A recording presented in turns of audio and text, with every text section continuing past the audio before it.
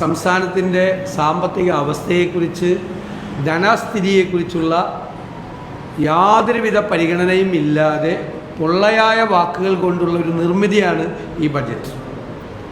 കഴിഞ്ഞ ബഡ്ജറ്റിൽ പറഞ്ഞിരുന്നത് പുതിയ മാതൃകകളും രീതികളും കൊണ്ടുവരും, വ്യത്യസ്തമായതും വേഗതയേറിയതുമായ ഔട്ട് ഓഫ് ദ ബോക്സ് പദ്ധതി മാതൃകകൾ സ്വീകരിക്കുന്നതാണ്. എന്താണ് ഔട്ട് ഓഫ് ദ ബോക്സ് പദ്ധതി മാതൃകകൾ? അതിനിടയിൽ ബഹുമാനപ്പെട്ട ധനകാര്യമന്ത്രി തൻ്റെ പ്ലാൻ ബി പറഞ്ഞു. കഴിഞ്ഞ ദിവസമാണ് എല്ലാവർക്കും മനസ്സിലായത് പ്ലാൻ ബി എന്ന് പറയുന്നത് ഈ പ്ലാൻ വെട്ടിക്കുറയ്ക്കലാണ്. പ്ലാനിൽ ഗൗരവതരമായ വെട്ടിക്കുറവ് നടത്തിയിട്ട് വീണ്ടും പ്ലാൻ അലോക്കേഷനെ കുറിച്ച് പറയുന്നതിൻ്റെ വിശ്വാസ്യത എന്താണ്? 15,000 കോടി രൂപയുടെ പദ്ധതികളാണ് 2024-25 സാമ്പത്തിക വർഷത്തിൽ വെട്ടിച്ചുരുക്കിയത് എന്ന് നമ്മൾ അറിയണം. നിയമസഭ പാസാക്കിയ അപ്രോപ്രിയേഷൻ, ധനാഭ്യർത്ഥനകൾ പാസാക്കിയ, നിയമസഭ പണം ചെലവാക്കാൻ അനുമതി നൽകിയ പണം എക്സിക്യൂട്ടീവ് ഓർഡറിലൂടെയാണ്, നിയമം ലംഘിച്ചുകൊണ്ടാണ്, എക്സിക്യൂട്ടീവ് ഓർഡറിലൂടെയാണ് ഈ പദ്ധതി തുക വെട്ടിക്കുറച്ചത്. ഒരിക്കലും ചെയ്യാൻ പാടില്ല. ഭരണഘടനാ വിരുദ്ധമായിട്ടുള്ള ഒരു നടപടിയാണ് ഗവൺമെൻറ് ചെയ്തത്. നിയമസഭ പാസാക്കിയ അത് വേറൊരു സർക്കാർ ഉത്തരവിലൂടെ, എക്സിക്യൂട്ടീവ് ഉത്തരവിലൂടെ ആ പണം മുഴുവൻ വെട്ടിച്ചുരുക്കിയിരിക്കുകയാണ്. ന്യൂനപക്ഷ സ്കോളർഷിപ്പുകൾ വെട്ടിക്കുറച്ചത് കൂടാതെ പട്ടികവർഗ പദ്ധതിയിൽ, പട്ടികജാതിക്കാരുടെ പദ്ധതിയിലെല്ലാം വ്യാപകമായ വെട്ടിക്കുറവുകളാണ് നടത്തിയിരിക്കുന്നത്. അതുപോലെ ലൈഫ് മിഷൻ പദ്ധതി, ലൈഫ് മിഷൻ പദ്ധതിയെക്കുറിച്ച് വളരെ അഭിമാനത്തോടു കൂടിയാണ് ബഹുമാനപ്പെട്ട ധനകാര്യമന്ത്രി ഇന്ന് സംസാരിച്ചത്. ശരിക്ക് കഴിഞ്ഞ വർഷത്തെ ലൈഫ് പദ്ധതി 500 കോടി രൂപ വെച്ചിരുന്ന സ്ഥലത്ത് എക്സ്പെൻഡിച്ചർ എത്രയാണെന്നറിയാമോ? 24% ഇന്ന് വരെയുള്ള എക്സ്പെൻഡിച്ചർ. 500 കോടി വെച്ചിരുന്നിടത്ത് അതിൻ്റെ 24% മാത്രമാണ് ലൈഫ് മിഷന് വേണ്ടിയിട്ട് ചിലവാക്കിയിരിക്കുന്നത്. അപ്പോൾ എന്താണ് ബജറ്റിൻ്റെ വിശ്വാസ്യത? നിരവധി കാര്യങ്ങൾ വെട്ടിച്ചുരുക്കിയിരിക്കുകയാണ്. തദ്ദേശ സ്വയംഭരണങ്ങൾക്ക്, സ്ഥാപനങ്ങൾക്ക് കൊടുക്കുന്ന ഫണ്ട് വെട്ടിച്ചുരുക്കിയിരിക്കുന്നു. വിവിധ വികസന പദ്ധതികൾ, ക്ഷേമ പദ്ധതികൾ, കുട്ടികളുടെ സ്കോളർഷിപ്പ് ഉൾപ്പെടെയുള്ള കാര്യങ്ങൾ വ്യാപകമായി വെട്ടിച്ചുരുക്കിയിട്ട്, ഇപ്പോൾ ഞാനൊരു ഉദാഹരണം പറയാം. 700 കോടി രൂപ സപ്ലൈകോയ്ക്ക് വെച്ചിരിക്കുന്നു. സപ്ലൈകോയ്ക്ക് സർക്കാർ തന്നെ ഇപ്പോൾ അത്രയും പൈസ കൊടുക്കാനുണ്ട്, കടമായിട്ട് കൊടുക്കാനുണ്ട്. അതായത് വിതരണക്കാർക്ക് കൊടുക്കാനും നെല്ല് സംഭരണത്തിൻ്റെ പണവുമായിട്ട് 700 കോടിയോളം രൂപ കൊടുക്കാനുണ്ട്. ഇപ്പോൾ ഈ വർഷത്തെ അലോക്കേഷൻ വെച്ചിരിക്കുന്ന 700 കോടിയാണ്. ആ കടം തീർത്താൽ പിന്നെ സപ്ലൈകോയ്ക്ക് വർക്ക് ചെയ്യാനുള്ള പ്രവർത്തന മൂലധനം ഇല്ല, സപ്ലൈകോ പൂട്ടുന്ന സ്ഥിതിയിൽ വരും. എല്ലാ സ്ഥാപനങ്ങളും, എല്ലാ വകുപ്പുകളും ഇങ്ങനെയാണ്. കാരുണ്യ പദ്ധതി ഏകദേശം 1800 കോടിയോളം രൂപയാണ് സർക്കാർ ആശുപത്രികൾക്കും വിവിധ സ്വകാര്യ ആശുപത്രികൾക്കും കൊടുക്കാനുള്ള തുക. അപ്പോൾ ആ കടം ഈ സർക്കാരിൻ്റെ ബാധ്യത പോലും സർക്കാരിൻ്റെ ബാധ്യത തീർക്കാനുള്ള പണം പോലും ഈ പ്രാവശ്യം വെച്ചിട്ടില്ല. അപ്പോൾ കഴിഞ്ഞ പ്രാവശ്യം പ്ലാനിൽ അലോക്കേറ്റ് ചെയ്ത പൈസ ഗൗരവമായി വെട്ടിക്കുറച്ചു, കോടിക്കണക്കിന് രൂപ വെട്ടിക്കുറച്ചു. ഏകദേശം ഒരു 50% വരും. വലിയ വെട്ടിക്കുറവുണ്ടായി. രണ്ടാമത് അതുണ്ടാക്കിയ ബാധ്യതകളുണ്ട്. വിവിധ വെൽഫെയർ പ്രോജക്റ്റുകൾക്ക്, ക്ഷേമ പദ്ധതികൾക്ക്, വികസന പദ്ധതികൾക്കൊക്കെ ഉണ്ടാക്കിയിരിക്കുന്ന വലിയ തുക കടം ബാധ്യത വരുത്തിയിട്ടുണ്ട്.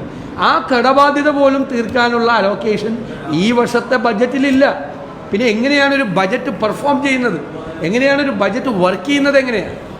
അപ്പോൾ ഇത് വെറും പൊള്ളയായ വാക്കുകളാണ്. മാത്രമല്ല ആവർത്തനമായിരുന്നു കംപ്ലീറ്റ്. ഒന്നും കമ്പൈൽ ചെയ്തിട്ട് പോലുമില്ല ബജറ്റ്. ഞാൻ ആദ്യമായിട്ടാണ് കഴിഞ്ഞ 24 വർഷത്തിനിടയിൽ ഇങ്ങനെയൊരു ബജറ്റ് കേൾക്കുന്നത്. പറഞ്ഞത് തന്നെ ആവർത്തിച്ചുകൊണ്ടിരിക്കുക. അതായത് വിവിധ ഡിപ്പാർട്ട്മെൻറ്റുകളിൽ നിന്ന് വന്ന സംഭവം ഒന്ന് കമ്പൈൽ ചെയ്ത് ഒരു ബജറ്റിൻ്റെ ഓർഡറിൽ പോലും ഈ ബജറ്റ് ആക്കിയിട്ടില്ല.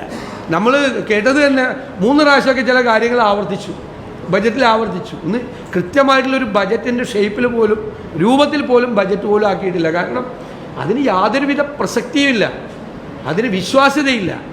കാരണം അത്രമാത്രം വലിയ ബാധ്യതയിലാണ് സർക്കാർ നിൽക്കുന്നത്. അത്രമാത്രം മതി. ഇപ്പോൾ സർക്കാർ ജീവനക്കാർക്ക് ഒരു ഗഡു കൊടുക്കുമെന്ന് പറയുന്നത് PF ലയിപ്പിക്കുമെന്ന് പറയുന്നത്. അപ്പോൾ അവർക്ക് കിട്ടില്ല. അവരുടെ ലീവ് സറണ്ടർ അത് 2027 കിട്ടും എന്നാണ് പറഞ്ഞത്. ഒരു യാഥാർത്ഥ്യബോധമില്ലാത്ത ബഡ്ജറ്റാണെന്ന് പറയാൻ കാര്യം 170 രൂപ ഉണ്ടായിരുന്ന റബ്ബറിൻ്റെ തറവില 10 രൂപ കൂട്ടി 150 രൂപയ്ക്ക് അല്ലേ, 180 രൂപയ്ക്ക്. റബ്ബറിന് ഇപ്പോഴത്തെ മാർക്കറ്റിലെ വില എത്രയാണെന്ന് അറിയാം? 210 രൂപ, 208, 210, 208 ഇപ്പോൾ ഇന്നത്തെ വില. 208 രൂപയാണ്. അപ്പോൾ ഇവർക്ക് മാർക്കറ്റിനെ കുറിച്ചോ കർഷകരെ കുറിച്ചോ എന്ത് ബോധ്യമുണ്ട്? ഓൾറെഡി ഇവരിപ്പോൾ പറഞ്ഞിരിക്കുന്ന ഈ തറവിലയേക്കാൾ 28 രൂപ കൂടുതൽ മാർക്കറ്റിൽ ഓൾറെഡി ഉണ്ട്. 170 രൂപ, 10 രൂപ കൂട്ടി 180 രൂപ ആക്കി. എന്തിനാ ഇവരുടെ പൈസ എന്തിനാ? മാർക്കറ്റിൽ പോയാൽ 208 രൂപ കിട്ടും. അപ്പോൾ ഇതൊന്നും പഠിക്കാതെ പിന്നെ ഭീകര കൊള്ളയാണ് ലാൻഡ് ടാക്സിൽ വരുത്തിയിരിക്കുന്നത്. ഭൂനികുതി ഒന്നും വർദ്ധിപ്പിക്കുന്നതിനൊന്നും നമ്മളെതിരല്ല. പക്ഷെ 50% വർധനവാണ് ഭൂനികുതിയിൽ. ഏറ്റവും സാധാരണക്കാരായ പാവപ്പെട്ട ആളുകളെ പിഴിയുന്നതിന് വേണ്ടിയിട്ടാണ്. ഇവർക്ക് വേറെ ഒരു മേഖലയില്ല. ഇവർ യഥാർത്ഥത്തിൽ നികുതി പിരിവിൽ ഗൗരവതരമായി ഗവൺമെൻറ് പരാജയപ്പെട്ടു. ഇപ്പോൾ പറയുന്ന കണക്ക് എന്താണെന്നറിയോ? 2020 മുതലുള്ള ആവറേജാണ് ഗ്രോത്ത് പറയുന്നത്. കാരണം കോവിഡ് കഴിഞ്ഞിട്ട് ഇതെല്ലാം നോർമലായപ്പോൾ ഉണ്ടായ ഒരു വലിയ ഗ്രോത്ത് ഉണ്ട്. കാരണം കോവിഡ് കാലത്ത് ഒരു ബിസിനസ്സും നടന്നിട്ടില്ല, ഒരു ടാക്സും കിട്ടിയിട്ടില്ല. അപ്പോൾ കോവിഡ് കാലത്തെ പൈസയും കോവിഡ് കഴിഞ്ഞ് നോർമലായ വർഷത്തിലെ വരുമാനവും തമ്മിൽ താരതമ്യം ചെയ്തിട്ടാണ് ഈ ഗ്രോത്ത് കണക്കാക്കിയിരിക്കുന്നത്. ആ ഗ്രോത്തിൻ്റെ ടാക്സ് ഗ്രോത്ത്, അതായത് നികുതി വരുമാനത്തിൻ്റെ വളർച്ചയുടെ കണക്ക് പറഞ്ഞിരിക്കുന്നത് തന്നെ കബളിപ്പിച്ചിരിക്കുകയാണ്. നികുതി വരുമാനം ഗൗരവതരമായി വർദ്ധിക്കുന്നില്ല. 30%-ലധികം GSTയിലെ നികുതി വരുമാനം വർധനവ് ഉണ്ടാകേണ്ട സംസ്ഥാനമാണ് ആവറേജ്. കാരണം കൺസ്യൂമർ പോയിൻ്റാണ് എല്ലാമാണ് ടാക്സ് ഉള്ളത്. ഈ രാജ്യത്തെ ഏറ്റവും വലിയ അഡ്വാൻറ്റേജ് കിട്ടേണ്ട സംസ്ഥാനമായിരുന്നു കേരളം. പക്ഷേ ഇവരുടെ നികുതി ഘടനാ സംവിധാനങ്ങളൊക്കെ വളരെ ഏറ്റവും ഇനഫിഷ്യൻ്റായി പ്രവർത്തിക്കുന്നതുകൊണ്ടാണ് മറ്റു പല സംസ്ഥാനങ്ങളിലും നികുതി ഘടന മാറ്റിയവർ. GSTക്ക് അനുരോധമായിട്ടുള്ള ടാക്സ് അഡ്മിനിസ്ട്രേഷൻ സിസ്റ്റം മാറ്റി. ഇവിടെ അതുപോലും ചെയ്തിട്ടില്ല. വളരെ ഇനഫിഷ്യൻ്റായിട്ട് പ്രവർത്തിക്കുന്ന ഒരു ടാക്സ് അഡ്മിനിസ്ട്രേഷൻ സിസ്റ്റമാണ്. ഒരു ഗവൺമെൻറ്റിൻ്റെ പ്രൈം ഡ്യൂട്ടി എന്ന് പറയുന്നത് എന്താ? നികുതി പിരിച്ച്, പരമാവധി നികുതി പിരിച്ച്, നിയമപരമായ നികുതി പിരിച്ച് ആ നികുതി പണം സമ്പത്തിൻ്റെ നീതിപൂർവമായ വിതരണത്തിലൂടെ, ക്ഷേമ പദ്ധതികളിലൂടെ, വികസന പദ്ധതികളിലൂടെ ആളുകളിൽ എത്തിക്കുക. ഇപ്പോൾ ജലജീവൻ മിഷനെ കുറിച്ച് ഒരു പേജ് മുഴുവൻ പറയുകയാണ്. ജലജീവൻ മിഷന് കൊടുക്കാനുള്ളത് 4500 കോടിയാണ്. സെൻട്രൽ ഷെയർ ഉണ്ട്, അത് കിട്ടിയിട്ടില്ല. സ്റ്റേറ്റ് ഷെയർ കൊടുക്കാത്തതുകൊണ്ട് കോൺട്രാക്ടർമാരെല്ലാം ആത്മഹത്യയുടെ വക്കിലാണ്. ജലജീവൻ മിഷനിൽ വർക്ക് എടുത്തവർ 4500 കോടി. ഓരോ സ്ഥലത്തും കൊടുക്കാനുള്ള തുക, ജീവനക്കാർക്ക് കൊടുക്കാനുള്ളത് 65,000 കോടി. അപ്പോൾ 1 ലക്ഷം കോടി രൂപയിലധികം, ഏകദേശം 1.25 ലക്ഷം കോടിയുടെ പൊതുവായ കടബാധ്യതകൾ സർക്കാരിനുണ്ട്. അപ്പോൾ അതിന് പോലും ഇല്ല. എന്നിട്ട് ഈ 50% പ്ലാൻ കട്ട് ചെയ്തിട്ട് 2000 കോടി പ്ലാൻ വർദ്ധിപ്പിച്ചു എന്ന് പറയുന്നതിലെ യുക്തി എന്താണ്? കേട്ടാൽ ചിരിച്ചു പോകും നമ്മൾ. ഒരാഴ്ചയായിട്ടില്ല ഈ പ്ലാൻ സൈസ് മുഴുവൻ കട്ട് ചെയ്തു. എന്നിട്ട് ഇപ്പോൾ ഇവിടെ പ്ലാൻ വർദ്ധിപ്പിച്ചിരിക്കുന്നു എന്ന് പറയുന്നത് നമ്മളെ പരിഹസിക്കുന്നതിന് തുല്യമാണ്. ഇത് കേരളത്തെ യഥാർത്ഥത്തിൽ ഈ കഴിഞ്ഞ 3-4 വർഷക്കാലത്തെ ഭരണം കേരളത്തെ 10-20 വർഷം പിന്നോട്ട് വലിക്കുകയാണ്. ആരോഗ്യരംഗത്ത്, വിദ്യാഭ്യാസ രംഗത്തെക്കുറിച്ചൊക്കെ പറയുന്ന കേട്ട് എന്താ സംഭവം? വൈസ് ചാൻസലർമാർ പോലുമില്ല യൂണിവേഴ്സിറ്റികളിൽ. പണ്ട് 90% മീതെ മാർക്കുണ്ടെങ്കിൽ മാത്രം അഡ്മിഷൻ കിട്ടുന്ന കോഴ്സുകളിൽ പോലും കുട്ടികൾ പഠിക്കാൻ പോകുന്നില്ല. അത് ഗ്രേഡ് കിട്ടിയെന്ന് പറയുന്നത് യൂണിവേഴ്സിറ്റികൾക്ക് ഗ്രേഡാണ്. എല്ലാ യൂണിവേഴ്സിറ്റികളും വലിയ ബ്രെയിൻ ഡ്രെയിനാണ് കേരളത്തിൽ നടക്കുന്നത്. അതിനനുസരിച്ചിട്ടുള്ള ഒരു പ്രോജക്റ്റോ ഒരു സ്കീമോ ഒന്നും ഗവൺമെൻറ്റിൻ്റെ മുമ്പിലില്ല. കുട്ടികൾ പോവാണ്. 2 കാര്യമുണ്ട്. ഒന്ന്, ഗൗരവതരമായി ബർത്ത് റേറ്റ് കുറയുകയാണ് കേരളത്തിൽ. കഴിഞ്ഞ 3-4 കൊല്ലം കൊണ്ട് ഗണ്യമായ തോതിൽ ജനന നിരക്ക് കേരളത്തിൽ കുറയുകയാണ്. ഒരു ചെറുപ്പക്കാരുടെ ഒരു വലിയ സംഘം പുറത്തേക്ക് പോവുകയാണ്. അപ്പോൾ കേരളത്തിലെ ഒരു ഡെമോഗ്രാഫിക് എവല്യൂഷൻ എന്ന് പറയുന്നത്, ആ മാറ്റം എന്ന് പറയുന്നത് തന്നെ വളരെ വിസ്മയകരമായ ഒന്നാണ്. നമ്മൾ അതിനൊക്കെ അനുസരണമായിട്ടുള്ള പദ്ധതികളോ പ്രോജക്റ്റുകളോ വികസന പദ്ധതികളോ ക്ഷേമ പദ്ധതികളോ സംസ്ഥാനത്തിൻ്റെ താല്പര്യങ്ങളെ മുൻനിർത്തിയുള്ള ഒരു പദ്ധതികളും ഇതിനകത്ത് ഇല്ല. യഥാർത്ഥത്തിൽ ഇത് ഒരു ആനുവൽ സ്റ്റേറ്റ്മെൻറ്റ് എന്തായാലും ഭരണഘടനാപരമായൊരു ബാധ്യത നിർവഹിക്കണം എന്നുള്ളത് കൊണ്ട് യാതൊരു തരത്തിലുള്ള വിശ്വാസ്യതയില്ലാത്ത ഒരു അക്കൗണ്ട്സാണ് ഈ ബജറ്റിൽ അവതരിപ്പിച്ചത്.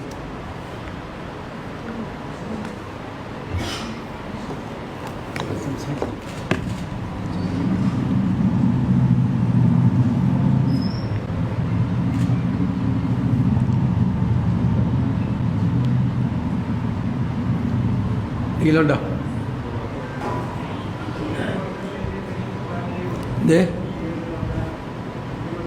അല്ല, ഭൂനികുതി വർധന അത് ഞങ്ങൾ UDF ആലോചിക്കും. എന്തായാലും ശക്തിയായി ഞങ്ങൾ അതിൻ്റെ അകത്ത് പ്രതിഷേധം അറിയിക്കുകയാണ്. 50% ഭൂനികുതിയൊക്കെ എപ്പോഴും വർദ്ധിപ്പിച്ചുകൊണ്ടിരിക്കുകയാണ്. ഇപ്പോൾ 50% ഒറ്റയടിക്ക് വർദ്ധിപ്പിച്ചതിനെ ഒരിക്കലും സ്വീകരിക്കാൻ കഴിയില്ല. ഏതാണ്?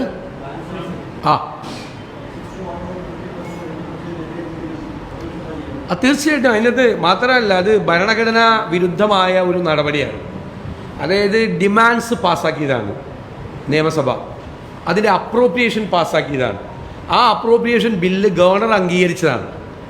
ആ ബില്ലിൽ നിന്ന് ഒരു എക്സിക്യൂട്ടീവ് ഓർഡറിലൂടെ റിഡക്ഷൻ നടത്താൻ പാടില്ല.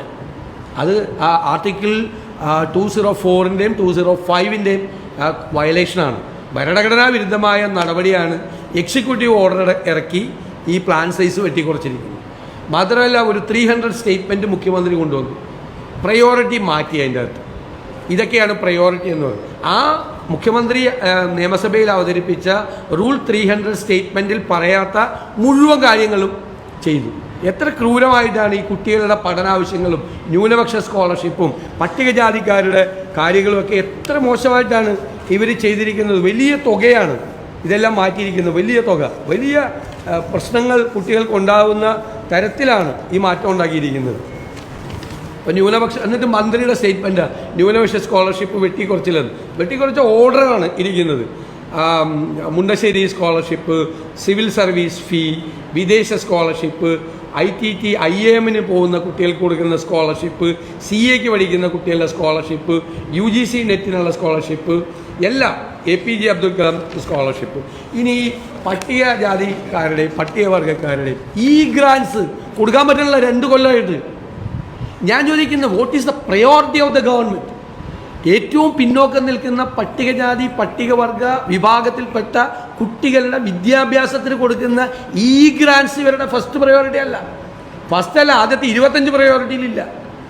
എത്ര അരിയേഴ്സാണ് ആ പൈസയ്ക്ക് വന്നിരിക്കുന്നത്. ഇപ്പോൾ നോക്കിക്കോ, ഇതിൽ ഭവനരഹിത പട്ടികജാതിക്കാർക്ക് ലൈഫ് മിഷൻ വഴി നൽകുന്ന ഭവന പദ്ധതിക്ക് 300 കോടി രൂപയാണ് ബജറ്റിൽ വകയിരുത്തിയിരുന്നത്. ഇത് 120 കോടിയായിട്ട് വെട്ടിക്കുറച്ചു. ഇപ്പം തന്നെ ലൈഫ് മിഷനിൽ ഉമ്മൻചാണ്ടി സർക്കാരിൻ്റെ തൊട്ടുള്ള അതിനു മുമ്പുള്ള സർക്കാരുകൾക്ക് സെപ്പറേറ്റ് സ്കീമായിരുന്നു പട്ടികജാതി പട്ടികവർഗക്കാർക്കുള്ള ഭവന നിർമ്മാണ സ്കീം. അത് ലൈഫ് വന്നതോടുകൂടി തന്നെ അതിൻ്റെ എണ്ണം ഗണ്യമായി കുറഞ്ഞു. പട്ടികജാതിക്കാർക്കും പട്ടികവർഗക്കാർക്കും നിർമ്മിക്കുന്ന വീടുകളുടെ എണ്ണം ഗണ്യമായി കുറഞ്ഞു. അവിടെയാണ് 300 കോടി വെച്ചിരുന്ന സ്ഥലത്ത് 120 കോടിയായിട്ട് വെട്ടിക്കുറയ്ക്കുകയാണ്. 60% വെട്ടിക്കുറവ്. ഇനി ഭൂരഹിതരായ പട്ടികജാതി കുടുംബങ്ങൾക്ക് ഭവന നിർമ്മാണത്തിന് ഭൂമി വാങ്ങിക്കാൻ സഹായം, ഇതൊക്കെ പണ്ട് പോലെയുള്ളതാണ്. 170 കോടിയായിരുന്നു ബഡ്ജറ്റ് വിഹിതം. ഇത് 70.25 കോടിയായിട്ട് വെട്ടിക്കുറച്ചു.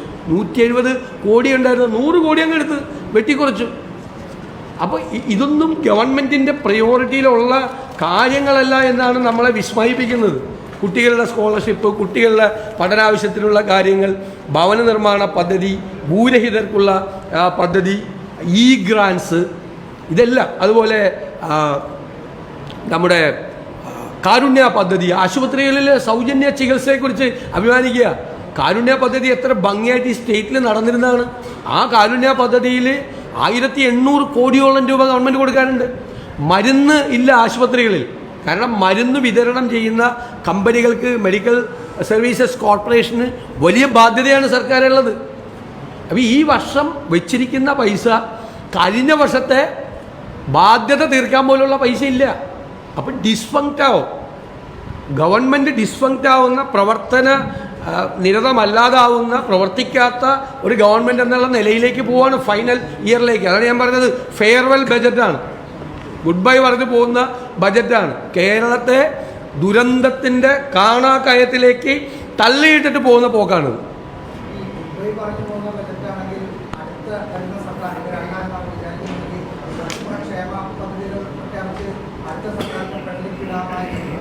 അല്ല, പ്രഖ്യാപിച്ചിട്ട് എന്താ കാര്യം? പ്രഖ്യാപിച്ചിട്ട് നടപ്പാക്കാൻ പൈസ വേണ്ടേ, പണം വേണ്ടേ? ഇപ്പോൾ നിങ്ങൾ ഇപ്പോൾ പെൻഷൻ കൂട്ടുമെന്ന് പറയും, പെൻഷൻ കൂട്ടാൻ ഉള്ളത് തന്നെ കൊടുക്കാൻ പറ്റുന്നില്ല, ഉള്ള വെൽഫെയർ സ്കീമുകളൊക്കെ കൊടുക്കുന്നില്ല. ഞാൻ ഓരോന്നും എടുത്തെടുത്ത് പറയുന്നില്ല, നിങ്ങൾ ഞെട്ടിപ്പോകുന്ന കാര്യങ്ങളുണ്ട്. ആശ്വാസ കിരണം പദ്ധതി, ഈ തളർന്നു കിടക്കുന്ന ആളുകളെ അവരെ ഹെൽപ്പ് ചെയ്യുന്നത്, ജോലിക്കൊന്നും പോകാൻ പറ്റില്ല, അവർക്കുള്ളൊരു പദ്ധതി ഉമ്മൻചാണ്ടി കൊണ്ടുവന്ന എത്ര മാസമായിട്ടെന്നറിയാം അതിൻ്റെ അരിയേഴ്സ് ഉള്ളത്, എത്ര മാസത്തെ അരിയേഴ്സാണെന്നറിയാം. പാവങ്ങൾക്ക് ജോലിക്ക് പോലും പോകാൻ പറ്റാത്ത ഒരു നല്ല സ്കീമായിരുന്നു. അരിയേഴ്സാണ് ഇഷ്ടം പോലെ, ഒന്നിനും വെൽഫെയർ സ്കീംസിൻ്റെ ഒന്നും പൈസ കൊടുക്കുന്നില്ല.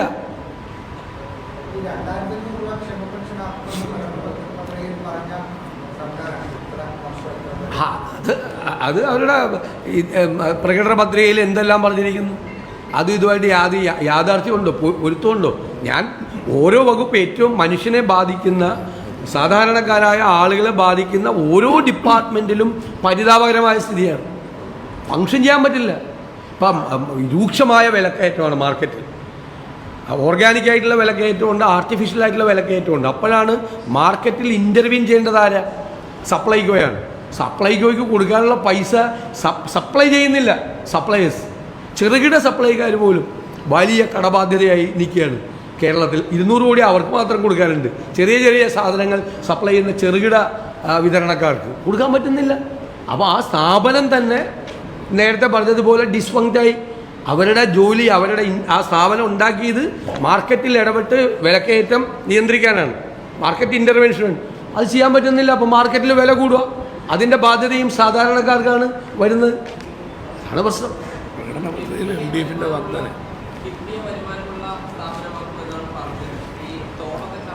എട്ട് കൊല്ലം കഴിഞ്ഞിട്ടാണോ ആലോചിക്കുന്നത്?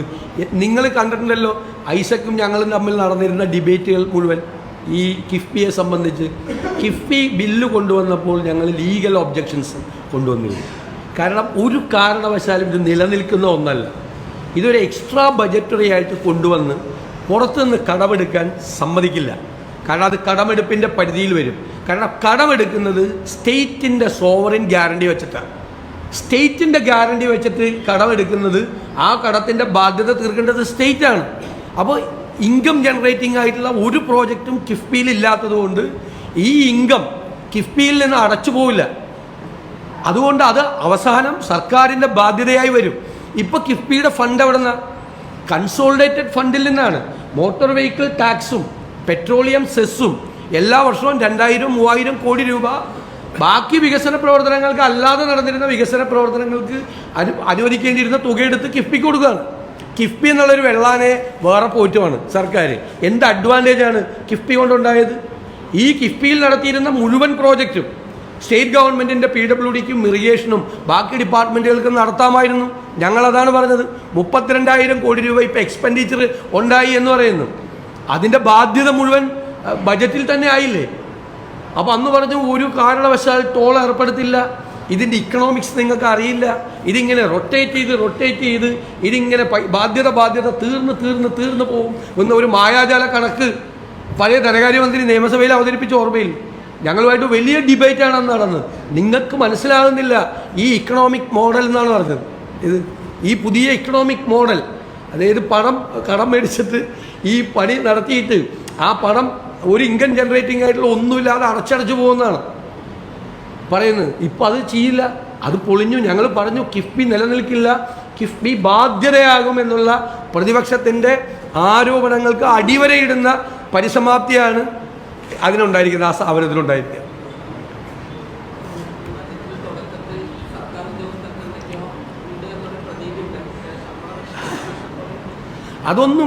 ഒന്നും പ്രഖ്യാപിച്ചില്ല. ബജറ്റിൻ്റെ ആദ്യത്തെ വാചകങ്ങൾ തന്നെ കാപട്യമല്ലേ? സംസ്ഥാനത്തിൻ്റെ ധനസ്ഥിതി മെച്ചപ്പെട്ടിരിക്കുന്നു എന്നാണ്. ഭയങ്കര പോസിറ്റീവായിട്ടുള്ളൊരു വലിയ ചേഞ്ച് ഉണ്ടായിരിക്കുന്നു. കേരളം ധനസ്ഥിതി റെഗുലറൈസ് ചെയ്തിരിക്കുന്നു, ഓക്കെ ആയിരിക്കുന്നു എന്നാണ്. എന്നിട്ടാണ് 10,000 കോടി രൂപയുടെ ബാധ്യത, കൊടുത്തു തീർക്കാനുള്ള ബാധ്യത. ഒരു കാലത്തും കേരളം ഭരിച്ച ഒരു ഗവൺമെൻറ്റിനും ഇല്ലാത്ത ലയബിലിറ്റിയാണ് ഇവർ വരുത്തി വെച്ചിരിക്കുന്നത്. ലയബിലിറ്റി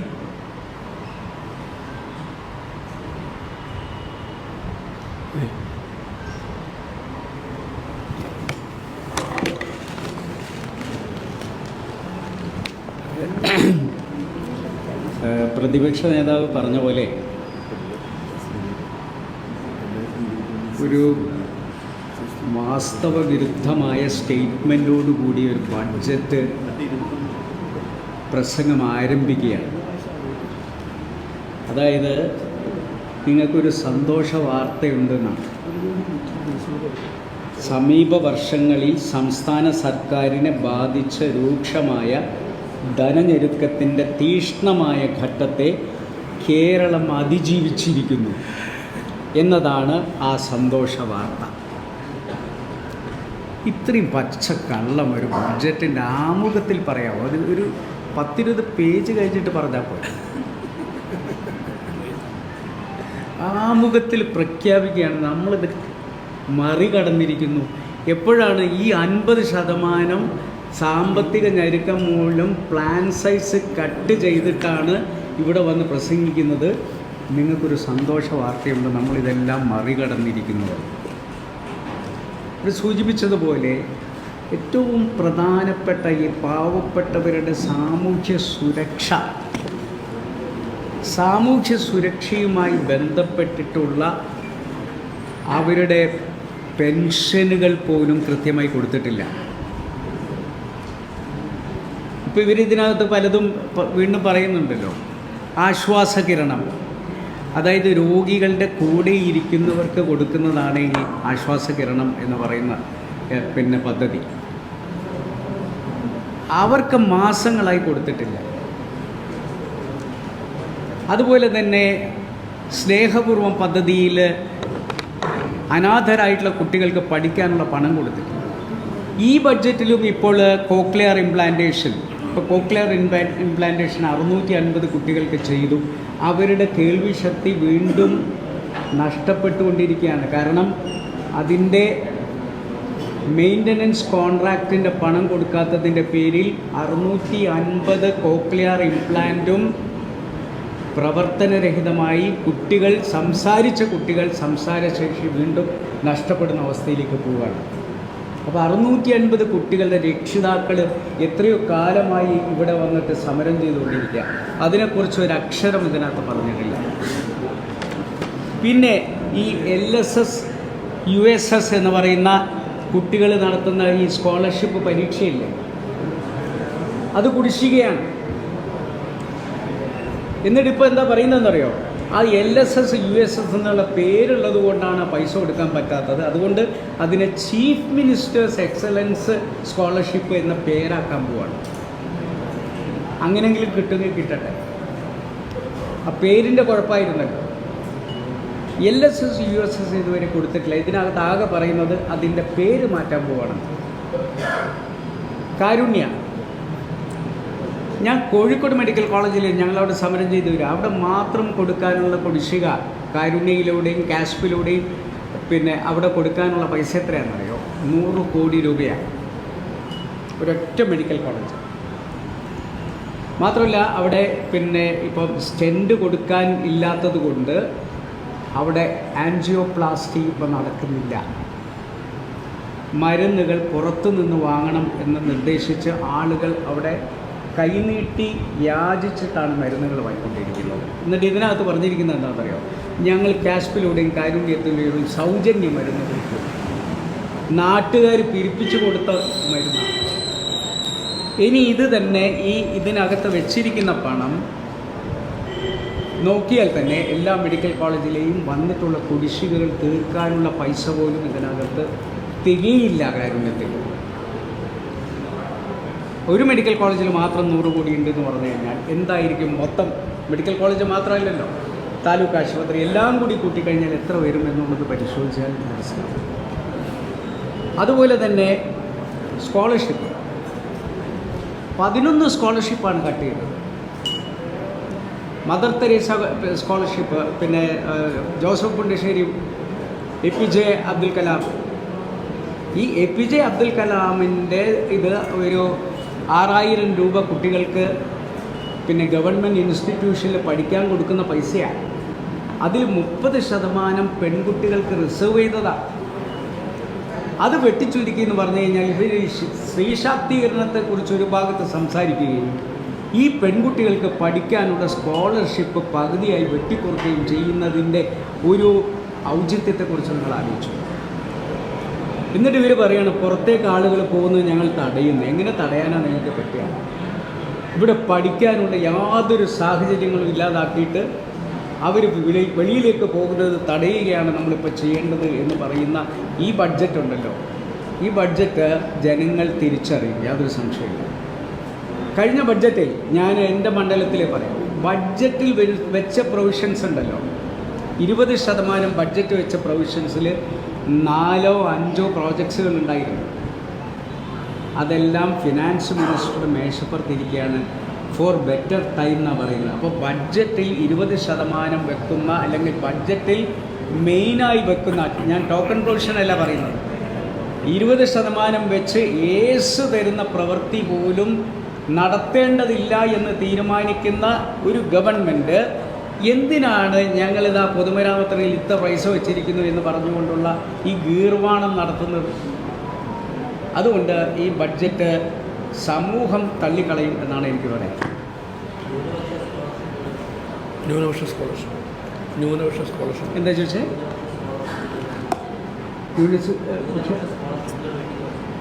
ആ 50% വെട്ടിക്കുറച്ചു. അപ്പോൾ ലീഗ്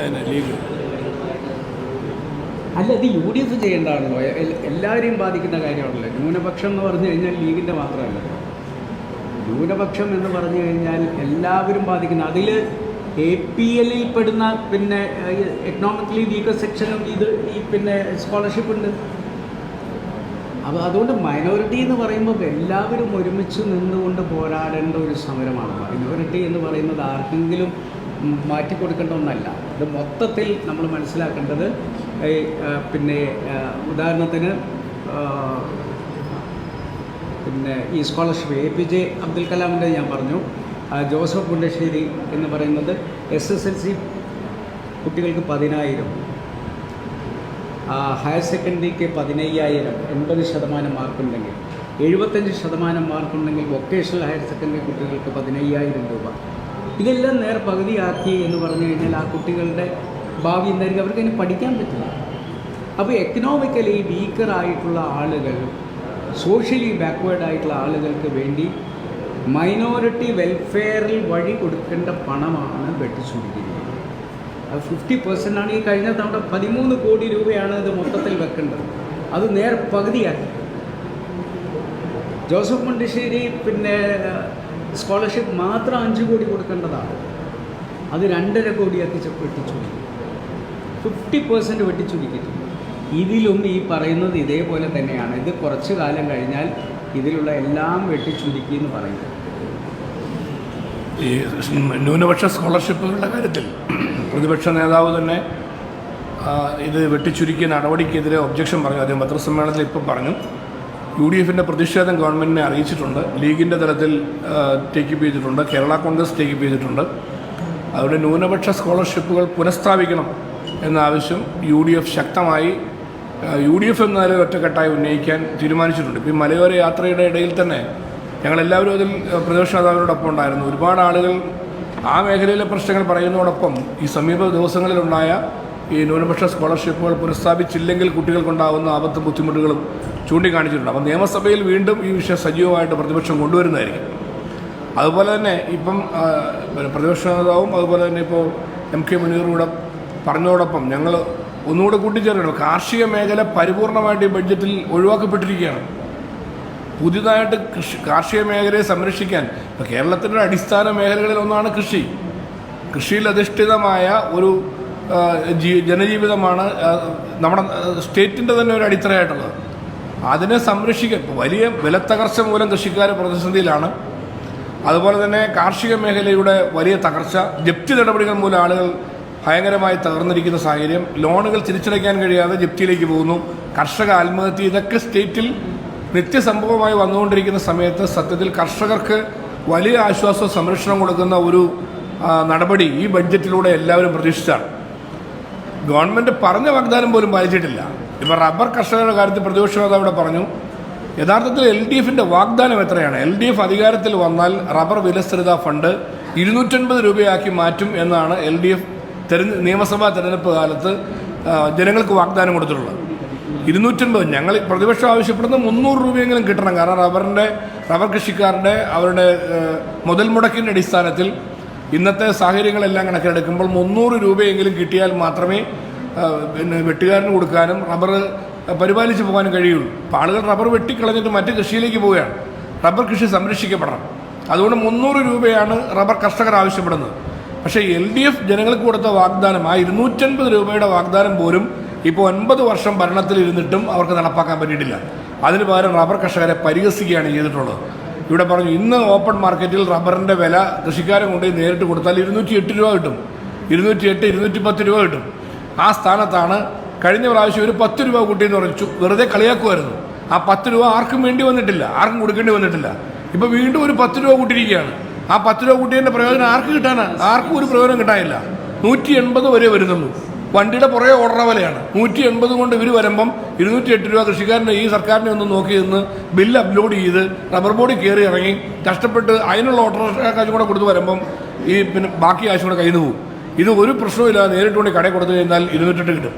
അതുകൊണ്ട് LDF എന്തെങ്കിലും കൃഷിക്കാരുടെ ആത്മാർത്ഥത ഉണ്ടെങ്കിൽ റബ്ബറിന് അവർ പറഞ്ഞ വാഗ്ദാനം 250 കൊടുക്കുമെന്ന് പറഞ്ഞ വാഗ്ദാനമെങ്കിലും ഈ ബഡ്ജറ്റ് പാസ്സാക്കുന്നതിന് മുമ്പ് തിരുത്തി പറയാനുള്ള ആത്മാർത്ഥത, അതിനുള്ളൊരു നടപടി LDF ചെയ്യണം. നെൽകർഷകൻ്റെ കാര്യം പറഞ്ഞു, സപ്ലൈകോയുടെ കാര്യം പ്രതിപക്ഷത പറഞ്ഞു. അടുത്ത കൃഷി ചെയ്യേണ്ട സമയമാണ്. ഇരുട്ടിൽ തപ്പുവാണ്. എങ്ങനെ ഇത് സപ്ലൈകോടെ കടന്നു തരാൻ പോയിട്ട് കൃഷിക്കാരന് കൊടുക്കാൻ പറ്റുന്നില്ല. അപ്പോൾ അതുകൊണ്ട് കാർഷിക മേഖലയെ പൂർണ്ണമായിട്ടും അവഗണിച്ചു എന്നുള്ളതിലുള്ള ശക്തമായ പ്രതിഷേധം ഞങ്ങൾ രേഖപ്പെടുത്തുകയാണ്.